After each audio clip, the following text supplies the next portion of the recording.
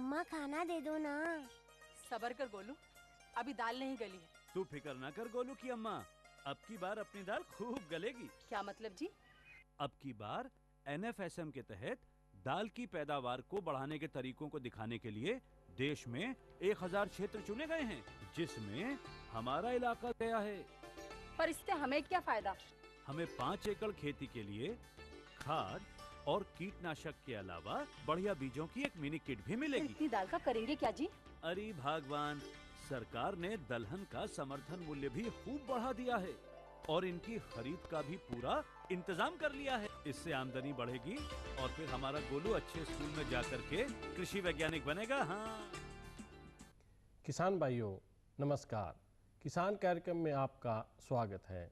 किसान कार्यक्रम में आज हम आपको सबसे पहले कृषि संबंधी जानकारी दिलाएंगे, जिसका विषय रहेगा रबी तिलहनी फसलों में बीमारियों की रोकथाम किस प्रकार से करें। उसके बाद आपका मनोरंजन करवाया जाएगा एक हरियाणवी रागनी द्वारा। उसके बाद बाजार भाव, न्यूनतम समर्थन मूल्य व अंत में अन्य कृषि संबंधी जानकारी दी जाएगी। तो लीजिए किसान भाइयों, सबसे पहले प्रस्तुत है कृषि संबंधी जानकारी। रबी तिलहनी फसलों में बीमारियों का बचाव किस प्रकार से करें, इस विषय पर जानकारी दे रही हैं डॉक्टर राकेश सांगवान व उनसे बातचीत कर रहे हैं डॉक्टर अशोक मलिक।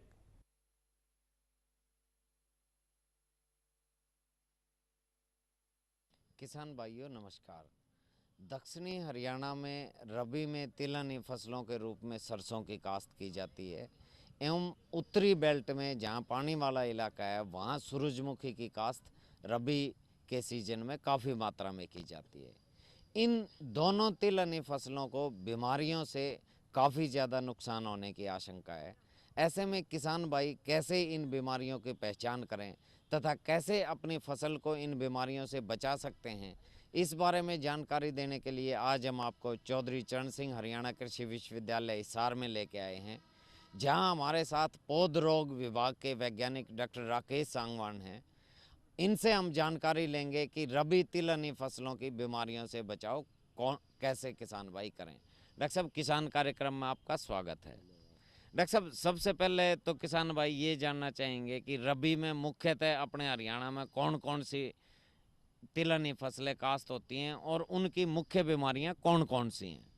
हाँ जी किसान भाइयों, तो सबसे पहले बता दूं जैसे कि अपनी मुख्य जो फसल है रबी की तिलहनी की, वो सरसों और अपनी सूरजमुखी है। तो सबसे पहले मैं आपको सरसों की फसल में जो मुख्य बीमारियां लगती हैं उनकी पहचान बताऊंगा और उसके बाद उनकी रोकथाम के लिए क्या करना चाहिए वो बताऊंगा, क्योंकि सबसे पहले पहचान ज़रूरी है। पहचान नहीं होगी तो हम उसकी ठीक प्रकार की दवाई का इस्तेमाल नहीं कर पाएंगे। किसान भाइयों, तो सरसों की फसल की बात करते हैं। सरसों में सबसे पहले मैं आपको बताता हूँ बीमारी, उसको कहते हैं फिलोडी या मरोड़िया रोग। इस बीमारी में क्या होता है कि पौधे जो हैं बेढंगे हो जाते हैं और उनकी जो बढ़वार है वो अस्वाभाविक हो जाती है और जैसे फलियों की जगह पर इनमें पत्तियां सी निकल आती हैं, पौधे जो हैं झाड़ी नुमा हो जाते हैं। तो किसान भाइयों, इसकी रोकथाम के लिए हमें सबसे पहले तो ये ध्यान रखना है कि तोरिया की अगेती बिजाई ना करें और जैसे ही कोई एक पौधा खेत में दिखाई दे जिसमें ये बेढंगे पौधे या ऐसे प्रकार के जो इसके सिम्टम दिखाई दें, उसको सबसे पहले उखाड़ के दबा दें और उसके बाद कोई भी जो अपनी जो रिकमेंडेड जो सिफारिशुदा कीटनाशक दवाई है, जैसे कि मैं बताऊं अपनी मेटासिस्टोक्स है 25 सीसी की और दूसरी रोगोर है 30 सीसी की, इनको 250 से 400 ml दवाई लेके 250 से 400 ml पानी में मिला के इसका अच्छी प्रकार से फसल पर स्प्रे कर दें, ताकि कि ये बीमारी एक पौधे से दूसरे पौधे पर न फैल सके। किसान भाइयों, डॉक्टर साहब ने आपको बताया कि फिलोडी वो बीमारी है जिसमें सरसों के पौधों का आकार बेढंगा हो जाता है तथा अगेती तोरिया की बिजाई में यह बीमारी मुख्य तौर पे आती है। यदि आपको इस बीमारी से ग्रसित कोई पौधा दिखाई दे तो आप उसे उखाड़ के खेत से बाहर फेंक दें और कोई भी जो कीटनाशक दवाई है, सिस्टेमिक कीटनाशक दवाई है, जिस तरह की रोगोर डॉक्टर साहब ने बताई या मेटासिस्टोक है, उसका आप छिड़काव करें ताकि इस बीमारी का एक पौधे से दूसरे पौधे पर फैलाव ना हो सके। डॉक्टर साहब, अब सरसों में फिलोडी के अतिरिक्त भी 2-3 ऐसी बीमारियां हैं जो हरियाणा में मुख्य तौर पे आती हैं, वो कौन कौन सी हैं तथा किसान भाई उनकी पहचान कैसे करें। हाँ किसान भाइयों, तीन एक प्रकार की बीमारी हैं जिनका कि इलाज भी जो है, रोकथाम भी है, वो भी सबका एक समान है। तो उनको मैं बारी बारी बताता हूँ। एक तो है अल्टरनेरिया ब्लाइट कहते हैं। उसके अंदर क्या है कि गोल अपने ये भूरे से धब्बे पत्तियों पर, फलियों पर और तनों पर गोल गोल धब्बे हो जाते हैं और बाद में ये धब्बे काले हो जाते हैं और इनके अंदर किसान भाई देखेंगे तो रिंग से भी दिखाई देंगे। दूसरी बीमारी जो है उसको कह देते हैं डाउनी मिल्डू या फुलिया भी कहते हैं। इसके अंदर क्या होता है कि बैंगनी रंग के भूरे धब्बे पत्तों की निचली साइड पर बनते हैं और उसके ऊपर वाला जो है भाग वो पीला सा हो जाता है और उस पर पाउडर सा भी जम जाता है।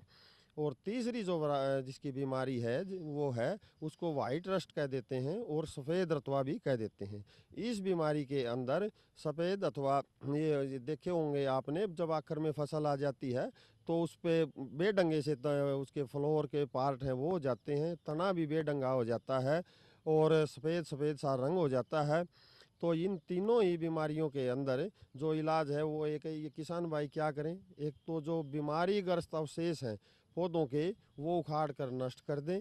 दूसरा, बीमारी दिखाई देते ही मैनकोजेब नाम की दवाई जो कि डाइथेनम 45 या एंडोफिलम 45 के नाम से मिलती है, उसकी 600 ग्राम मात्रा लेकर और 250 से 300 लीटर पानी में मिला के इसका फसल पर 15 दिन के अंतराल पर कम से कम आपको 3-4 स्प्रे करेंगे तो इस बीमारी से बचाया जा सकता है। और एक थोड़ी सी इसकी, जिस तरह वाइट रस्ट था सफ़ेद रतवा, वो एक पछेती जो फसल है उसमें ज़्यादा आती है, तो इसकी सिफारिश शुदा समय पर ही इसकी बिजाई करो। मुख्यतः ये जो फफूंदी से फैलती हैं, अल्टरनेरिया ब्लाइट है या सफ़ेद रतवा है, इसमें आपको इलाज एक ही करना है कि जो ही आपको पौधे में बीमारी के लक्षण दिखाई दें, आप मैनकोजेब डाइथेनम 45 600 ग्राम दवाई ये आप 200 लीटर पानी से 200 लीटर से 250 लीटर पानी में मिला के प्रति एकड़ छिड़काव करें तथा 15 दिन के बाद इसका छिड़काव दोबारा करें।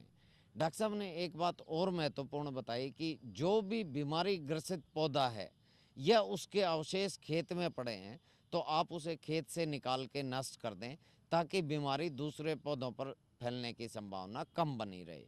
डॉक्टर साहब, इसके अतिरिक्त सरसों में पिछले काफ़ी सालों से ये देखा है कि भाई तना गलन की भी एक समस्या आ रही है, तो इसकी किसान भाई पहचान कैसे करें और इसके इलाज के लिए क्या कदम उठाएं? हाँ तो किसान भाइयों, एक और बीमारी आती है जिसको कि तना गलन रोग कह देते हैं।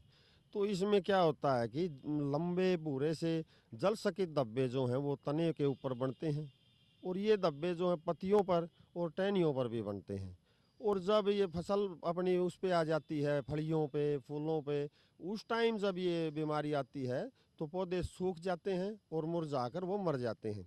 और ऐसे तनों के अंदर हम देखेंगे किसान भाई, उसके अंदर और बाहर आपको काले पिंड से दिखाई, जिसे कि स्क्लेरोसिया भी कहते हैं, वो भी दिखाई देंगे। इसके इलाज के लिए किसान भाइयों को करना चाहिए, एक तो जब आप बिजाई करो तो बेविस्टिन 2 ग्राम 1 किलो बीज के साथ अच्छी तरह से उसका उपचार कर दें।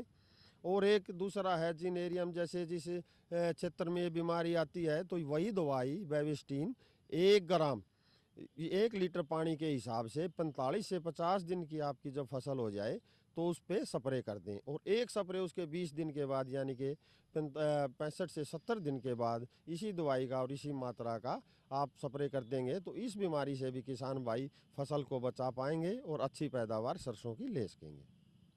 किसान भाइयों, डॉक्टर साहब ने बताया कि तना गलन की अवस्था में यदि आप तने को तोड़ के देखेंगे तो उसमें काले रंग के पिंड तने के अंदर एवं बाहर भी नजर आएंगे।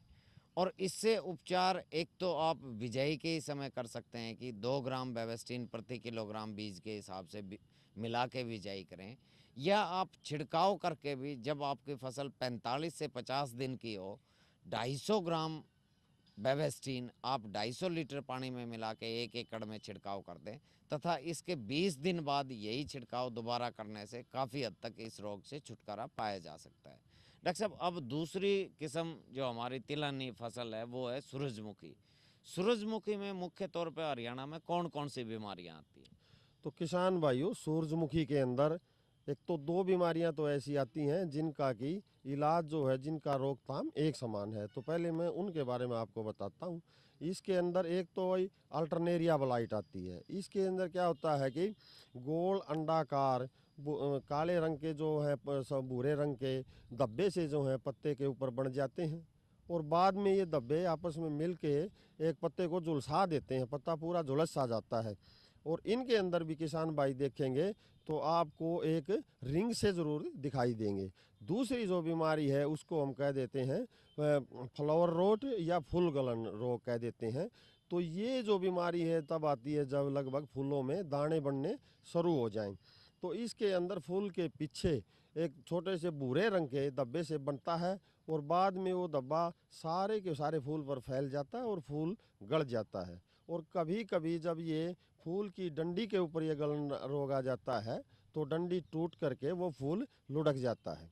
तो इनकी रोकथाम के लिए डाइथेन M45 जो दवाई है उसको 2% यानी कि 2 ग्राम 1 लीटर पानी के हिसाब से यदि हम उसको फसल के ऊपर छिड़केंगे तो हम अल्टरनेरिया ब्लाइट से छुटकारा मिल जाएगा। और तब इसको जब फूलों पर छिड़केंगे तो जो फूल गलन दवाई है उसका भी इससे रोकथाम हो जाएगी।